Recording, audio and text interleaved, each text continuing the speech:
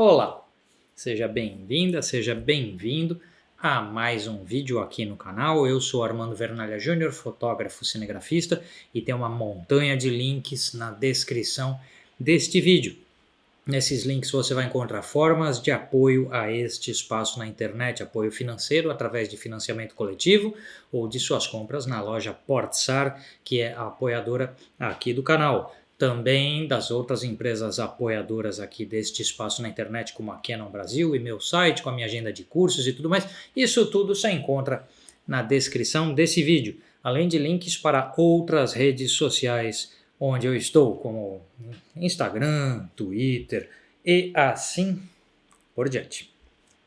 Vamos lá, gente. Eu estava na dúvida se eu chamava o vídeo de hoje de um review, de um teste da GFX 50R da Fujifilm ou um hands-on, ou primeiras impressões da GFX 50R. E cheguei à conclusão que o mais certo é chamar de hands-on ou primeiras impressões da Fujifilm GSX 50R.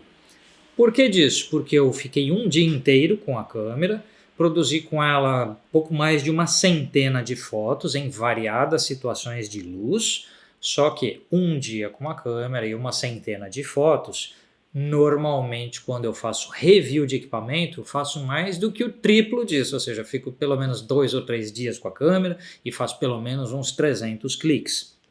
Assim sendo, numa amostra um pouquinho menor, acho que é mais justo chamar aí de primeiras impressões ou de hands-on da Fujifilm GFX 50R, uma médio formato de entrada, se é que a gente pode chamar desse jeito uma câmera que custa $4.000 e que chega no Brasil a mais de R$20.000.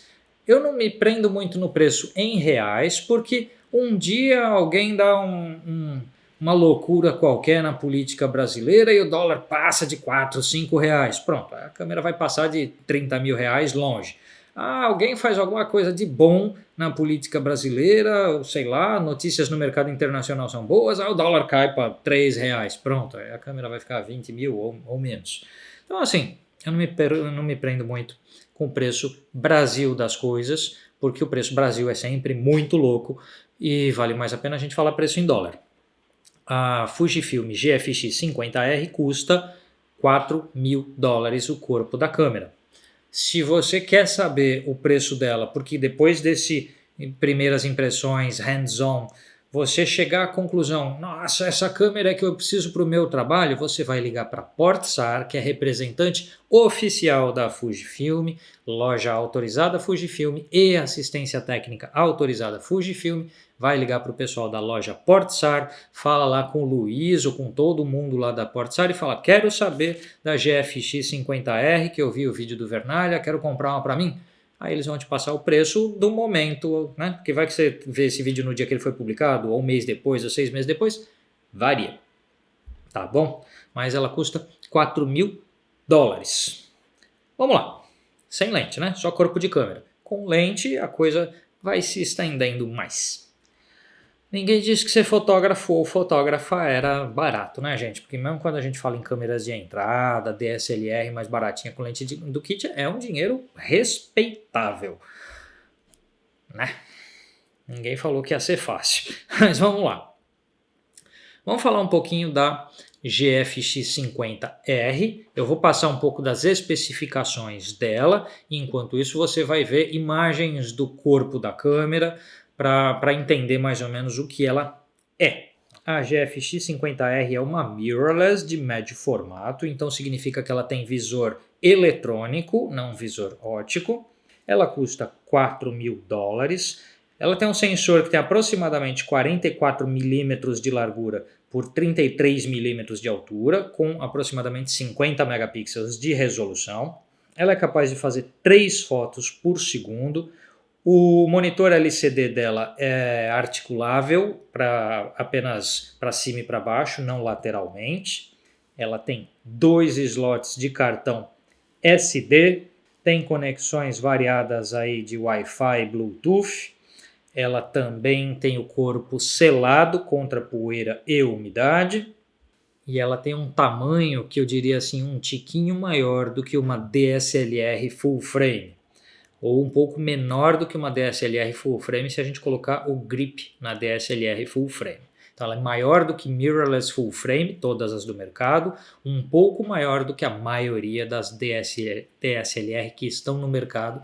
A bateria dela é certificada para aproximadamente 400 fotos, mas como eu já falei em outros vídeos neste canal sobre DSLR mirrorless, a contagem de cliques de uma bateria varia demais com a forma como você está usando.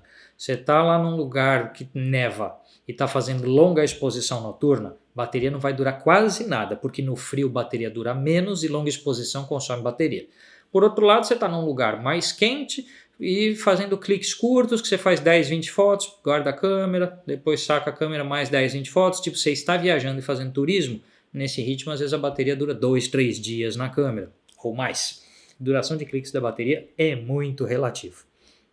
O autofoco da GFX 50R tem 117 pontos, uma cobertura excelente, tá? Então você tem pontos espalhados quase no enquadramento inteiro. Não chega assim totalmente até as beiradas, mas você tem uma belíssima distribuição dos pontos de foco.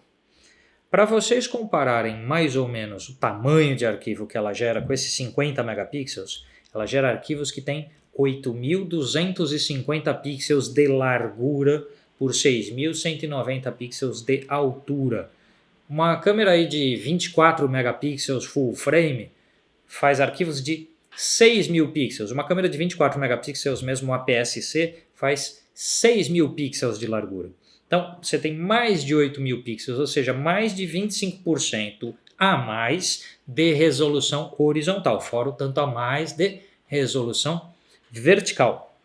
Então, você tem uma ótima resolução de imagem a mais do que a média das full frames que estão no mercado. E ela está nivelada em resolução com as full frames de altíssima resolução, como a D850 da Nikon, a 7R3 da Sony, a S1R da Panasonic e a 5DS, 5DSR da Canon. Tem review da 5DSR aqui no canal se você quiser dar uma chegada para possíveis comparações. Eu já falei no vídeo passado o que é uma média formato, o que se espera em termos de quantidade de pixels, resolução e tudo mais. Não preciso me aprofundar nisso, então vamos falar hoje só da GFX 50R. Ela é a mais barata das Fujifilms de médio formato, e não só a mais barata das Fujifilms, é a mais barata das médio formatos digitais hoje no mercado. Hasselblad, Leica e outros modelos da Fuji são mais caras do que a GFX 50R, então ela é uma médio formato de entrada. Uma full frame de entrada está lá $1.200, $1.500. Uma médio formato de entrada já são $4.000, mas corpo selado, um sensor enorme, uma qualidade de imagem absurda, é algo para você pensar.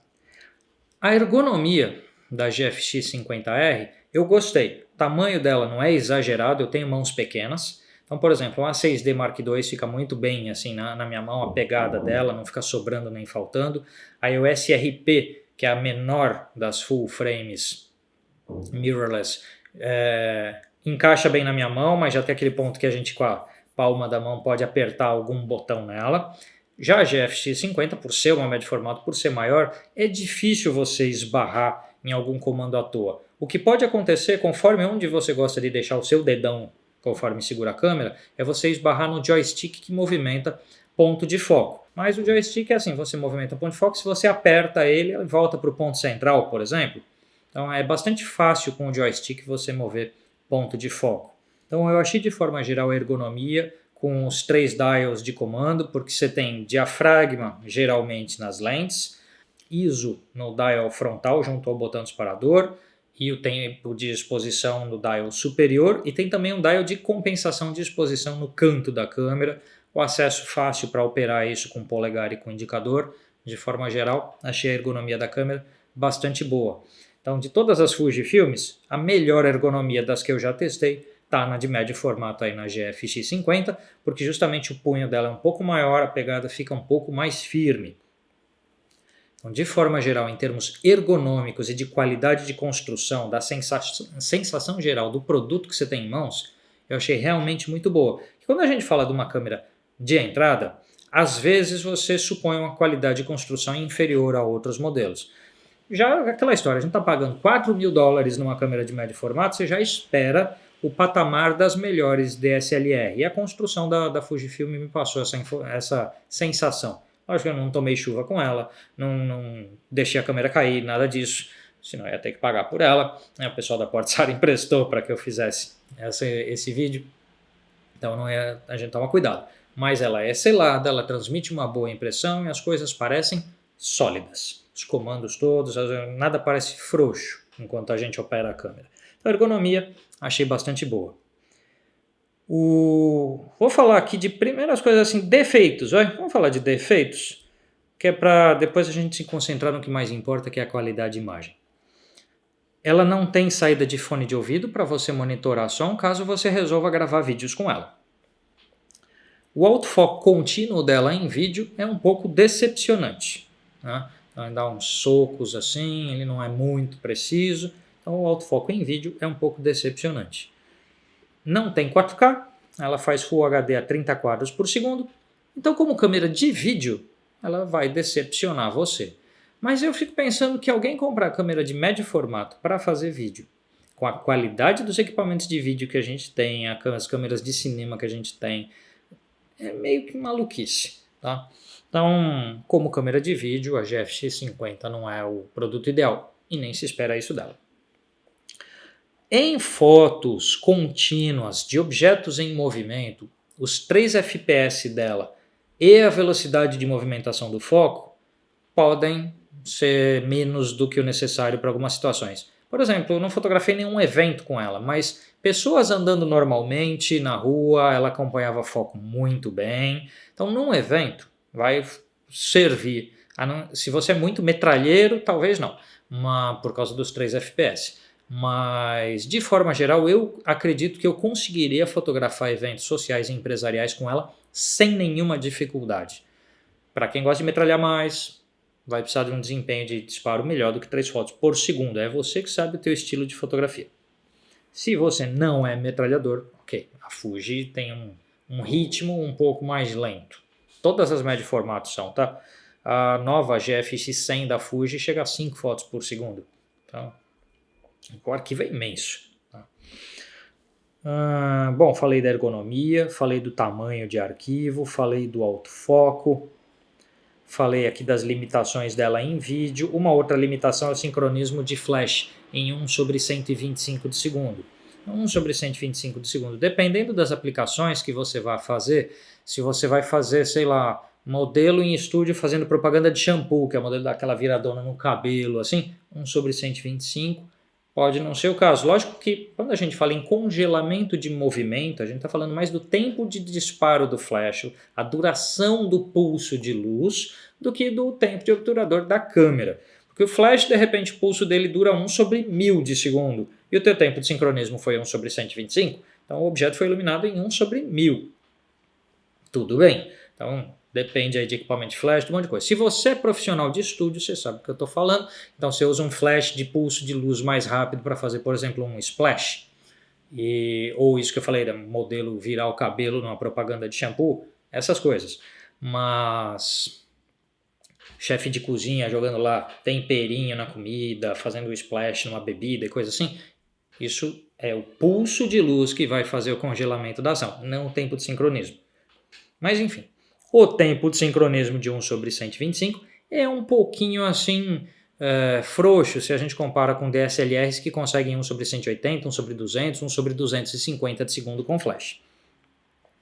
Ou se a gente pegar alguns modelos de Hasselblad, que aí o diafragma, o obturador é o obturador diafragmático, então todas as velocidades da câmera, todos os tempos de exposição da câmera podem ser sincronizados com flash. Vai do estilo da câmera, mas você paga mais dinheiro por isso. Então, de forma geral, gostei do autofoco para uso geral, gostei da ergonomia da câmera para uso geral, gostei da qualidade de construção dela, gostei dos 2 slots de cartão, você pode fazer backup simultâneo. Então, é uma câmera que eu gostei muito de usar.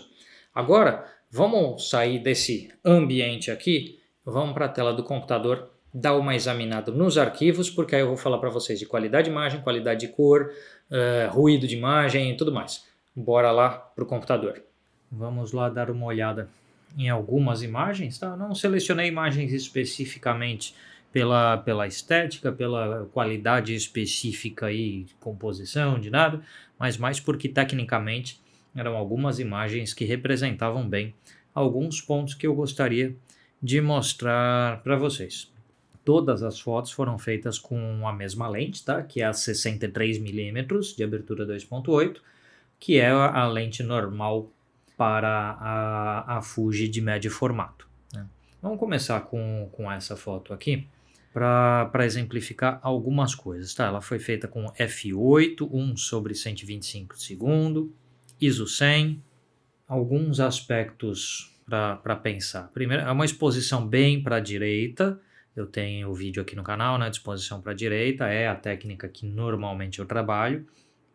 E eu fiz uma exposição bastante para a direita, então bem perto do estourado das altas luzes.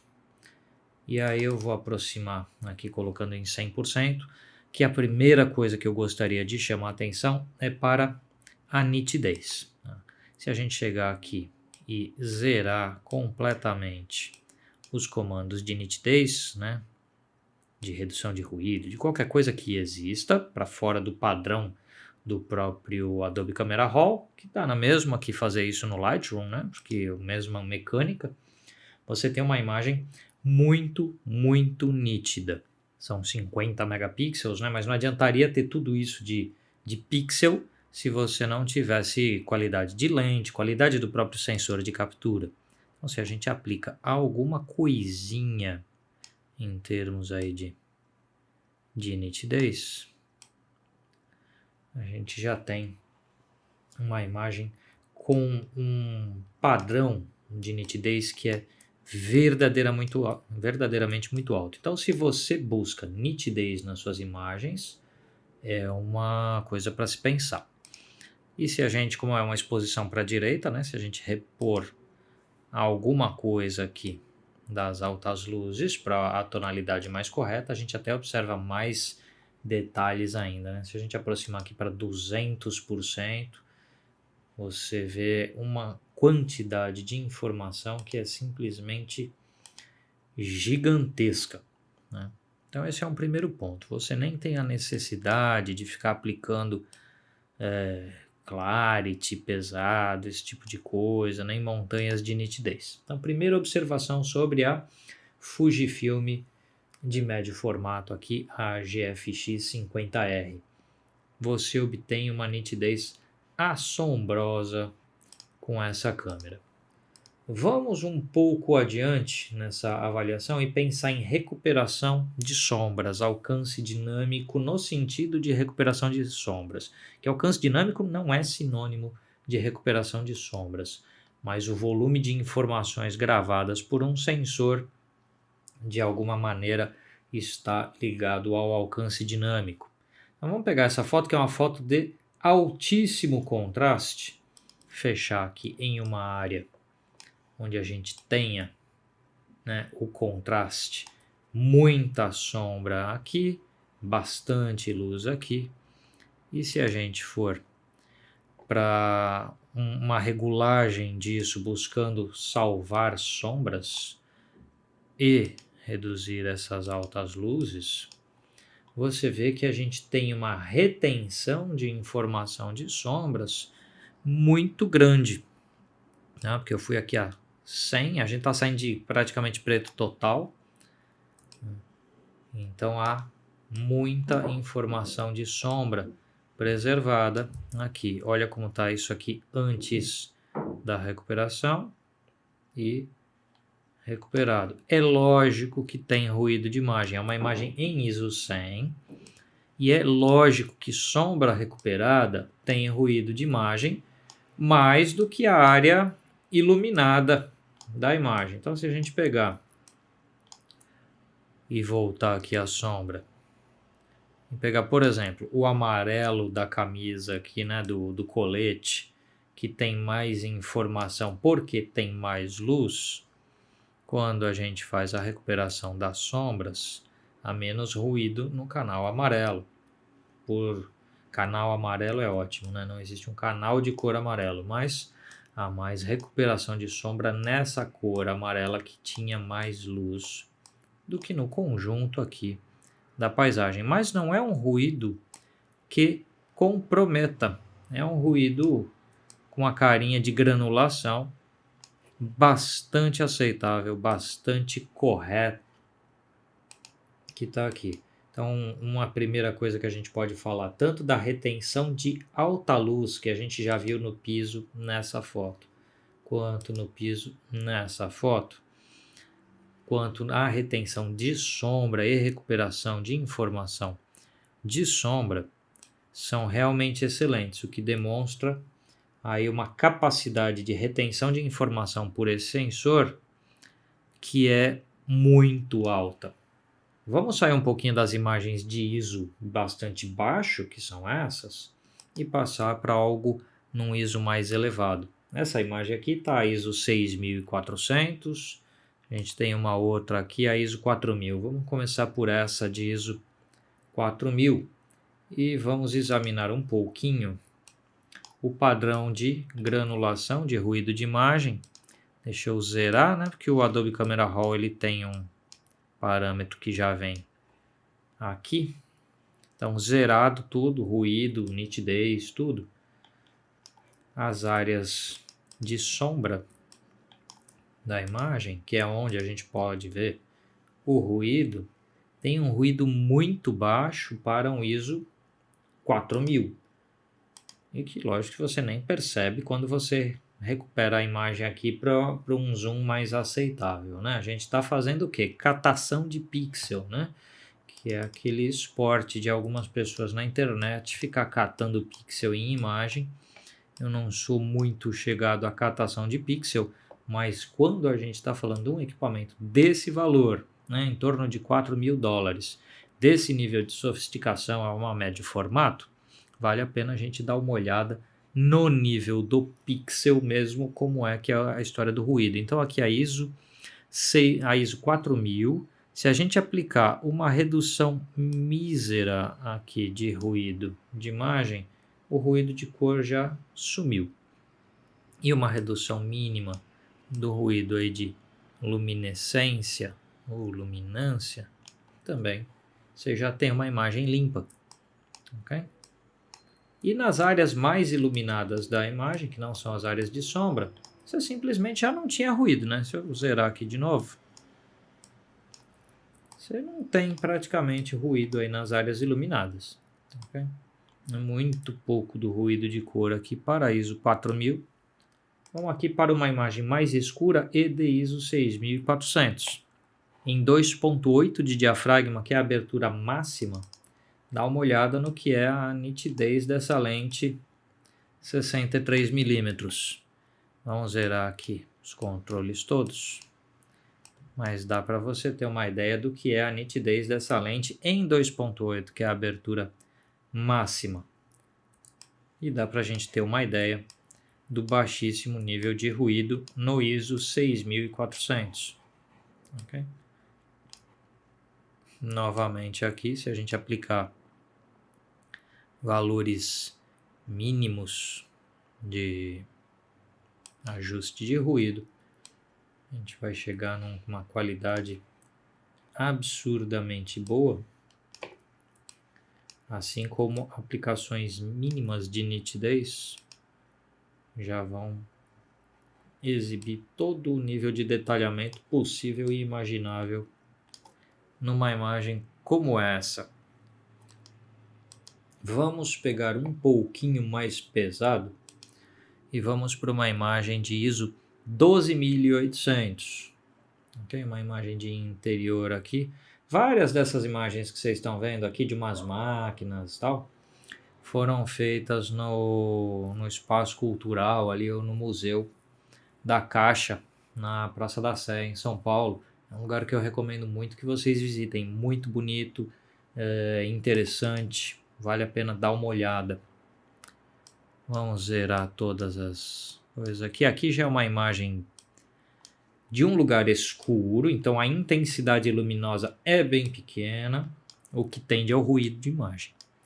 Mas reparem, por exemplo, a área de sombra tem ruído, a área de luz você já não observa o ruído, que é aquilo que eu falo, onde tem mais luz não tem ruído. E novamente, para ISO 12800, se a gente vier aqui com uma regulagem de redução de ruído não agressiva, na minha opinião, a faixa aqui de 20, deixa eu colocar no lugar certo, é ótimo, 20 em cada comando aqui, ó, você já tem um sumiço do ruído sem prejudicar a nitidez. Porque quando a gente vai muito longe nos controles, né, de redução de ruído, a gente embaça a foto, faz essa coisa ridícula, né? Fica feio fazer isso. Então, a gente tem que conseguir pegar leve nos comandos de redução de ruído, mesmo que isso signifique manter um pouquinho de textura na imagem. Textura não é um erro, né, gente? Textura é normal. Tá? Então, para ISO 12800, isso aqui é uma qualidade de imagem realmente muito boa. E aí eu queria chamar a atenção para uma última imagem para vocês, uma penúltima. Isso aqui sou eu mesmo, né? Para provar que eu estava testando a câmera, então sou eu num espelho me fotografando dentro lá do espaço cultural, lá do Centro Cultural da Caixa, e tinha um espelho, e aqui é o caso em que se você olha um histograma desse, você fala, ok, as altas luzes estão estouradas e as baixas luzes estão comprometidas, e é uma imagem em ISO 6400. Normalmente a nossa margem de recuperação em imagens num ISO elevado é uma margem muito pequena. E aí é o que eu queria chamar a atenção nessa imagem para isso, porque se eu pegar aqui os realces e devolver, porque é o seguinte, uma área estourada branca como está aqui atrás, se eu recuperar, normalmente não ganha cor, né? Fica cinza. Então, se o arquivo tiver perdido, isso não vai ter cor de céu, isso aqui fica cinza. No entanto, quando eu recupero aqui os realces, ela está ficando azulada. Isso significa que houve informação salva nesse céu. Não é que está super espetacular isso aqui, não está. Mas houve informação salva, tratável, nessa alta luz bastante extrema que estava, né? Uma janela totalmente estourada e houve uma recuperação muito favorável. E quando eu pego as sombras, também é uma recuperação bastante favorável. Se eu levar em conta uma aproximação aqui, é óbvio que tem ruído de imagem, porque eu estou recuperando sombra numa imagem de ISO 6400. Mas vamos diminuir um pouquinho aqui o ruído, né, de luminescência. O ruído de cor já estava controlado. E fica uma textura na imagem que é bastante aceitável. Ainda tem nitidez o suficiente para você ler o logotipo, né, da Fuji aqui. Então há bastante nitidez no tecido da camiseta. Ok? Fiapinho de cabelo e tudo mais. Numa imagem que normalmente não é uma imagem trabalhável, tá? Imagem de ISO 6400, você já não trabalha ela muito, porque não tem muita margem para levantar a sombra, não tem muita margem para recuperar alta luz. Isso em qualquer câmera, mesmo boas full frames aí. Então, nesse sentido, a gente tem uma capacidade de recuperação nesse sensor de 50 megapixels que é excelente. Essa imagem aqui, não, como foto, não vale nada, né, gente? Mas sou só eu na frente do espelho para dar uma demonstração do potencial do arquivo. Mas deu para vocês terem uma ideia. E uma última, rapidamente, outro lugar que eu estive ali no centro, enquanto testava a câmera, ali no pátio do colégio, né? Tem uma cafeteria bacana lá. E enquanto eu aguardava o meu café, fiz algumas fotos que permitem a gente dar uma olhada na qualidade de desfoque. Essa foto está em ISO 1000, mas o ponto não é o ISO aqui, mas o quão suave é o desfoque de imagem. Tá? Então, se a gente retroceder um pouquinho, você tem os pontos de luz assim, ó, muito suave, muito sem contorno, que é uma característica positiva de um desfoque, é quando ele não exibe contornos. Mas bem arredondadinho, né? Um outro desfoque um pouco mais oval, mas de forma geral muito arredondado e bastante lisinho, bastante sem contorno. O desfoque de imagem dessa lente 63mm é excelente. Vamos voltar lá para a minha cadeira para a gente continuar com esse review. Bom, Você viu um monte de cliques aí que eu fiz, a questão da qualidade de imagem, a nitidez é absurda. Tá? Aí você tem que pensar se é para você. Então vamos lá, a quem se destina uma câmera como a GFX50R? Você é fotógrafo de gastronomia, que é todo o detalhe de todas as texturas de um alimento. Você é fotógrafo de arquitetura e precisa de um tremendo de um alcance dinâmico, com uma tremenda de uma resolução para impressões de grande formato de material de arquitetura. Você é fotógrafo de fine art. Fine art mesmo, não estamos falando uma fotinho lá de 40 centímetros de lado, 50 centímetros de lado, que a gente vende baratinho para mercado de decoração. Não é disso que eu estou falando. Fine art, então estou falando que você vai fazer uma foto de uma impressão de altíssimo nível em papel de primeira, num tamanho que tem lá mais de 1 metro, 2 metros, para alguém que vai pagar caro pelo teu trabalho. Legal. Aí a gente está falando de médio formato. Então, se o teu trabalho tem qualidade para de repente estar no limite do que uma câmera full frame 35mm atinge, médio formato pode ser uma boa resposta para você. Vale dizer que todas as imagens que eu fiz, que você viu, foram feitas com a lente 63mm de abertura 2.8 da Fuji. Eu achei a lente excelente em nitidez desde 2.8, uma nitidez absurda a partir de 4 ou 5.6 de diafragma. Não vi muito problema de difração de luz, nem chegando a 11 de diafragma. Não trabalhei muito mais fechado que isso.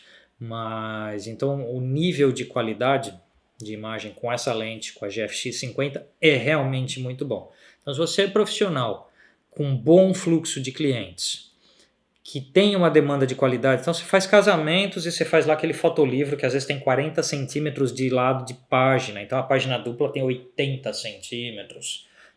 Então o teu produto de entrega de trabalho é um produto premium, é um produto de alta qualidade, é um produto refinado. Então seja evento social, corporativo, seja então arquitetura, produto, moda, retrato, mas em alta qualidade de impressão, altíssima qualidade de entrega, com consequente preço de acordo, a Fuji GFX50R é uma câmera sensacional nisso, porque ela é bem mais barata que outras médio formatos, oferecendo qualidade comparável ao que há de melhor no mercado.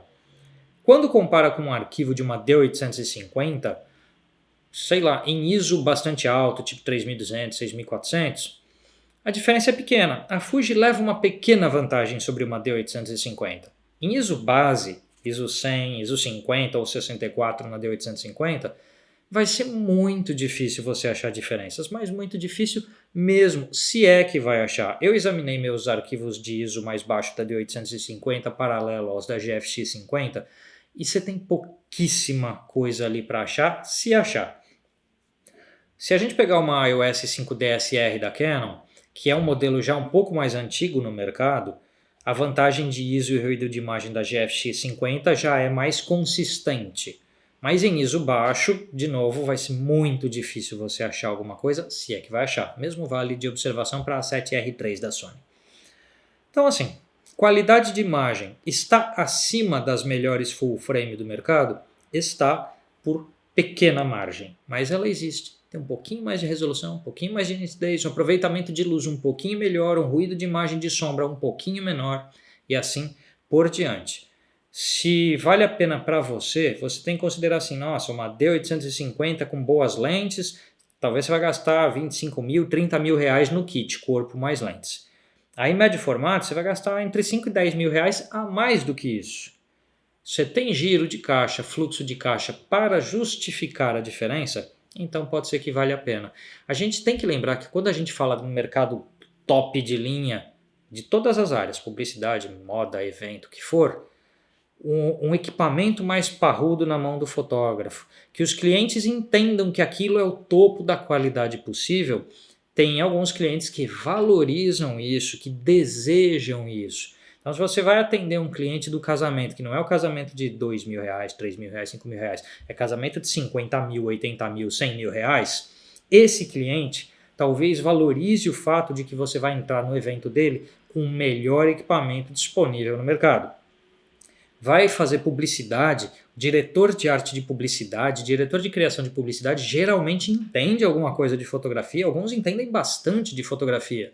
Então você vai entrar para o trabalho no seu estúdio com uma luz bacana, com o melhor equipamento que se tem disponível no mercado, pode fazer uma diferença, mesmo para o mercado de moda, para o mercado de fine art. Então, existe a percepção de qualidade pelo cliente, pelo porte do equipamento que você está usando, não só porte de tamanho físico, mas pela qualidade que, se o cliente for pôr lá no Google tal, e pesquisar, ele vai entender o tipo de coisa que você está usando. Então, vale a pena comprar uma GFX 50R da Fujifilm? Depende, né? Depende dos clientes que você atende, depende de para quem você vende as suas fotos. Eu não atingi ainda o patamar de mercado para ter um uso que fosse diário de uma câmera dessas. Por exemplo, eu uso a EOS 6D Mark II da Canon, eu uso a EOS RP. Quando elas não me bastam através do Canon CPS, o Canon Professional Services, ou através de aluguel, eu posso acessar outros equipamentos. Então, de repente, quando eu preciso de um super arquivo para publicidade, eu uso a 5DSR da Canon. Mas a Fuji me entregou uma qualidade de imagem suficiente para que eu pense nesses trabalhos em querer trabalhar com ela, se eu tiver acesso à câmera, mais do que com a 5DSR ou com uma D850, porque ela me entregou uma margenzinha acima de qualidade que eu acho que pode valer a pena. Eu vou aumentar com o tempo o desenvolvimento do meu trabalho de fine art, de venda de material para decoração? É um dos meus projetos de vida adiante. E fazendo isso, talvez eu encontre as justificativas para adquirir uma câmera como essa. Hoje, meu trabalho não envolve. Eu falei disso quando eu fiz o review aqui da Zeiss 55mm, se eu não me engano, a Zeiss Otus, e que eu entendia o tipo de coisa que o cliente daquela lente estava buscando, mas não era ainda para mim. O ritmo de trabalho com ela era específico, porque era foco manual e tal. Vê lá o review que você vai entender tudo que eu estou falando. A Fuji, ela já se encaixa melhor no meu ritmo de fotografia, porque eu não fotografo tão metralhado nem tão rápido. Ela demonstrou qualidades que eu aprecio demais numa câmera. Com um pouco mais de velocidade de disparo e com autofoco contínuo, de repente em vídeo mais eficiente, eu ia achar que é uma câmera perfeita. Ela só não é perfeita porque eu uso mais câmeras híbridas que desempenham igualmente bem em foto e vídeo. Por exemplo, a X-T3 da Fuji é mais a minha cara do que a GFX 50. A X-T3 me oferece um conjunto de ferramentas mais próximo do perfeito para mim. Agora, eu me imagino daqui a um tempo, no caminhar da minha carreira e dos meus trabalhos de fine art, de fotografia de arquitetura, eu me imagino daqui a um tempo atingindo o ponto para ter a necessidade de uma médio formato como a GFX 50R. Então não é uma coisa assim que eu não consiga, nossa, é um negócio de outro mundo. O preço dela não chega a ser de outro mundo e a qualidade que ela entrega é realmente muito forte, muito boa. Se ela é ou se ela não é para você é outra história. Você tem que sentar, fazer suas contas, pensar bem, liga lá para o Luiz e para o pessoal da Portsar, que são distribuidores e assistência técnica oficial da Fujifilm, conversa com eles, vai que você consegue uma boa negociação. Mas gostei demais, espero poder usar mais vezes a GFX 50 a ponto de que eu consiga fazer um review super completo com ela. Se eu conseguir pegar essa câmera mais uma ou duas vezes, porque aí eu quero ver se eu faço astrofotografia com ela, quero ver se eu faço alguma coisa um pouco mais complexa de condições de luz do que as que eu fiz, para trazer mais material para vocês. Mas a primeira impressão eu vou falar que foi boa demais. De tudo que eu já peguei de Fujifilm na mão, minha câmera favorita hoje fica ali empatado. X-T3 com GFX 50R, dá uma chegada no review da X-T3 que você vai ver o que eu falei dela lá. E a GFX 50 empata por outras qualidades específicas. Gostei demais da câmera, se ela é ou não é para mim, para vocês, cada um de nós tem que fazer as próprias contas, avaliações e cálculos. Mas que eu gostei, que eu gostaria de ter uma, eu gostaria sim. Tá joia, minha gente? Vamos ver. Antes de eu fechar, foi uma decisão inteligente da Fujifilm não disputar o mercado de full frames. Então ela tem câmeras APS-C com as XT1, 2, 3, XH1 e assim por diante, XZ2 e o mercado de médio formato. Ela não disputou essa fatia super competitiva de full frame, onde estão lá Canon, Nikon, Sony, agora Panasonic entrou ali. E eu acho que isso foi uma decisão comercial muito inteligente da Fujifilm. Eles falam assim, olha, nós temos um dos melhores sistemas de APS-C do mercado e se você quer mais do que isso, nós temos um sistema de médio formato de preço competitivo. Acho que foi super inteligente da parte da Fujifilm jogar esse jogo dessa forma. O mercado de full frames vai seguir dominado pela Canon por muito tempo, com a Nikon e a Sony lá se debatendo com o segundo lugar, a Panasonic sendo uma câmera de nicho, um outro player no mercado de full frame ia sofrer demais. Então acho que a Fujifilm acertou aí nessa jogada que fez com as médio formatos. E só posso dizer para vocês que eu gostei. Eu sou Armando Vernalha Júnior, dá aquela chegada no meu site, no meu Instagram. Tem um monte de foto que eu fiz com a GFX 50 lá no meu Instagram, dá uma olhada. Várias das que você viu agora no computador estão lá no Instagram. Dá uma chegada lá. Link de empresas apoiadoras do canal, como a Portsar e a Canon Brasil. Tudo isso está na descrição desse vídeo. A gente se vê por aí, pessoal. Até a próxima.